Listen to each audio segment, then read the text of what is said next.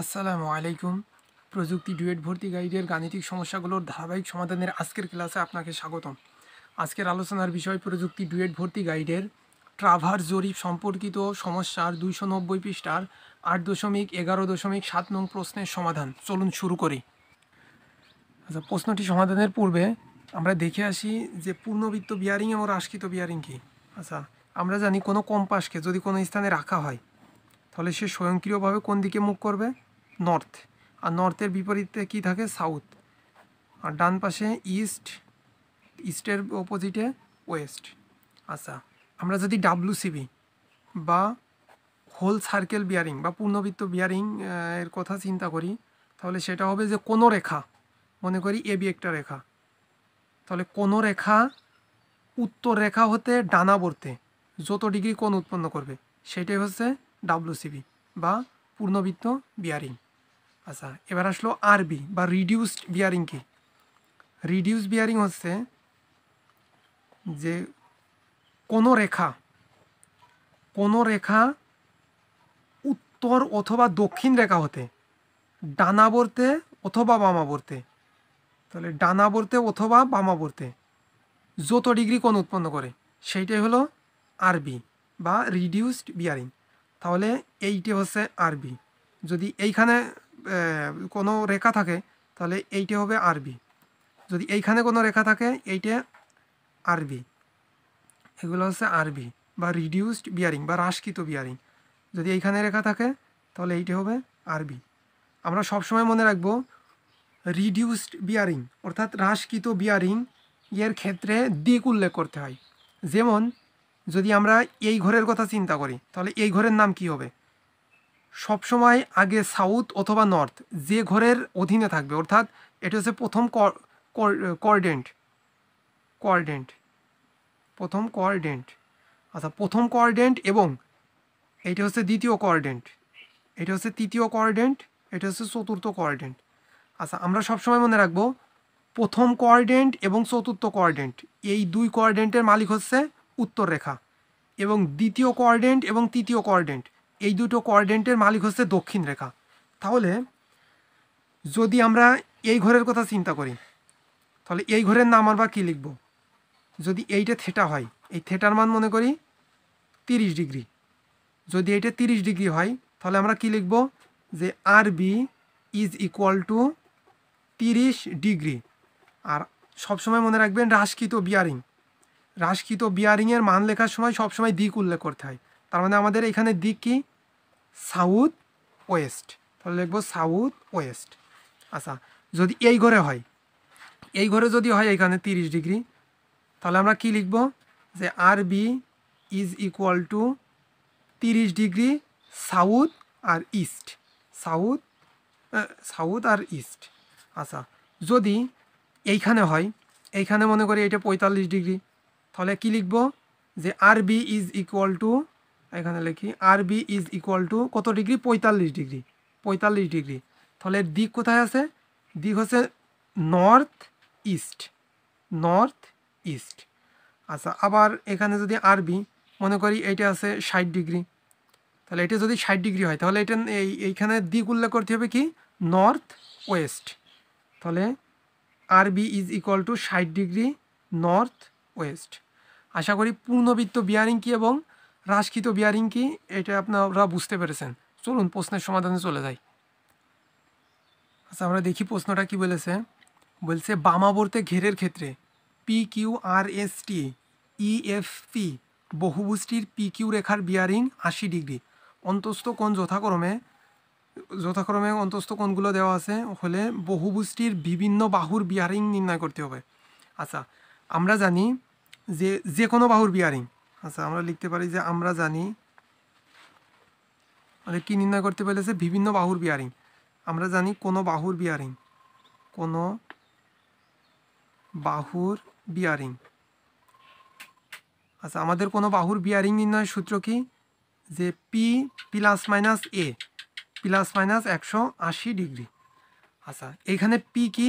আমাদের পি হচ্ছে পূর্ববর্তী রেখার বিয়ারিং, এ হচ্ছে অন্তস্থ কোণ, দুটি বাহুর অন্তস্থ কোণ। আচ্ছা, তারপরে কি আছে? এবার প্লাস মাইনাস 180 ডিগ্রি। আচ্ছা এখন এইখানে প্লাস হবে না মাইনাস হবে সেইটা নির্ভর করবে আমাদের কিছু মানের উপরে, প্রশ্নে দেওয়া মানের উপরে। চলুন আমরা সেই মানগুলো লিখি। আমরা এখানে মনে রাখবো যে বামাবর্তে বদ্ধ আর হচ্ছে অন্তস্থ এই মানগুলো সবসময় প্লাস। আর ডানাবর্তে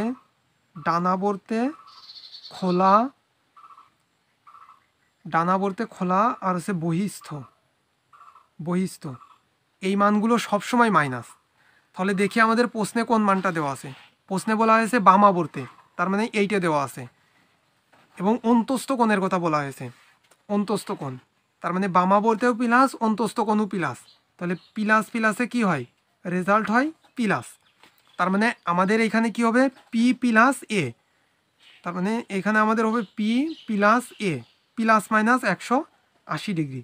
এই পি প্লাস এ এই দুটোর মান যদি 180 ডিগ্রি অপেক্ষা ছোট হয় তাহলে 180 যোগ হবে।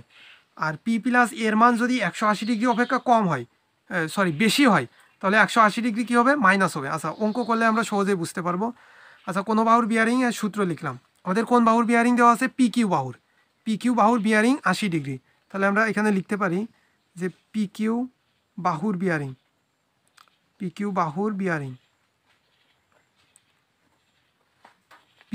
বিয়ারিং কত, 80 ডিগ্রি। তাহলে পি কিউ বাহু শেষ। এবার কি কিউ আর। আচ্ছা আমরা দেখি কিউ আর বাহুর বিয়ারিং কত, কিউ আর বাহুর বিয়ারিং। আচ্ছা আমরা সেই সূত্রে মান বসাবো, এই যে এই সূত্রে পিটা কি পূর্ববর্তী রেখার বিয়ারিং। তাহলে কিউ আর বাহুর পূর্ববর্তী বাহু কোনটা, পি কিউ। তাহলে বিয়ারিং কত দেওয়া আছে, 80 প্লাস এ কি অন্তস্থ কোণ। আচ্ছা দুই বাহুর অন্তস্থ কোণ কত দেওয়া আছে, 110 ডিগ্রি। এই যে আমাদের প্রশ্নে দেওয়া আছে 110, তাহলে 110। এখন প্লাস মাইনাস 180 ডিগ্রি। আচ্ছা এখানে পি প্লাস এ এর মান 180 ডিগ্রি অপেক্ষা কম হলে এখানে 180 কী হবে, প্লাস হবে। আর যদি পি প্লাস এ এর মান 180 ডিগ্রি অপেক্ষা বেশি হয় তাহলে 180 কী হবে, মাইনাস হবে। আচ্ছা দেখি আমাদের কত আসে, যে 80 প্লাস 110 হচ্ছে 190। তাহলে এটা কি 180 অপেক্ষা বেশি, তার মানে এখানে মাইনাস হবে 180, তাহলে হলো 10 ডিগ্রি। আচ্ছা কিউ আর শেষ। এবার আমাদের কি করতে হবে, কিউ আর হয়ে গেল। এবার আর এস বাহুর bearing is equal two P কি ছিল, পূর্ববর্তী বাহুর বিয়ারিং কত, 10 ডিগ্রি প্লাস এ হচ্ছে অন্তস্থ কোণ আমাদের কত দেওয়া আছে, 120 ডিগ্রি। তাহলে প্লাস 120 ডিগ্রি। আচ্ছা তাহলে দেখি যোগ করে কত আসে, 100 প্লাস 120 হলো 130। 180 অপেক্ষা কি ছোট, এই জন্য 180 কী হবে, যোগ হবে। তাহলে 130 প্লাস 180, তাহলে মান আসলো 310 ডিগ্রি। আচ্ছা আর এস হয়ে গেল। তারপরে কি এসটি, তাহলে এসটি বাহুর bearing is equal two P কি পূর্ববর্তী রেখার বিয়ারিং। তাহলে পূর্ববর্তী বাহুর বিয়ারিং কত, 310। এখানে এই যে সূত্রের এই প্লাস ইন্টু এ হচ্ছে অন্তস্থ কোণ, কত দেওয়া আছে, 115 ডিগ্রি। তাহলে 115, তাহলে দেখি কত হয়, 310 প্লাস 115 কত হচ্ছে, 425। 180 অপেক্ষা বড়, তার জন্য এখানে 180 মাইনাস করতে হবে, মাইনাস 180 হলে হচ্ছে 245 ডিগ্রি। আচ্ছা এইবার কই আছে আমাদের টিই বাহুর বিয়ারিং, আবার পি পূর্ববর্তী রেখার বিয়ারিং, তার মানে 245 ডিগ্রি। সূত্রের প্লাস এ হচ্ছে অন্তস্থ কোণ, কত দেওয়া আছে, 125 ডিগ্রি। তাহলে 125 ডিগ্রি। তাহলে আমরা যদি যোগ করি কত আসে, 370 ডিগ্রি। 370 ডিগ্রি 180 অপেক্ষা কি বড়, তার মানে 180 মাইনাস হবে, মাইনাস 180 হলো হচ্ছে 190 ডিগ্রি। আচ্ছা টির পরে কি আছে, ইএফ বাহুর বিয়ারিং ইজ ইকুয়াল টু পূর্ববর্তী বাহুর বিয়ারিং 190 প্লাস এ হচ্ছে অন্তস্থ কোণ কত দেওয়া আছে, 116 ডিগ্রি।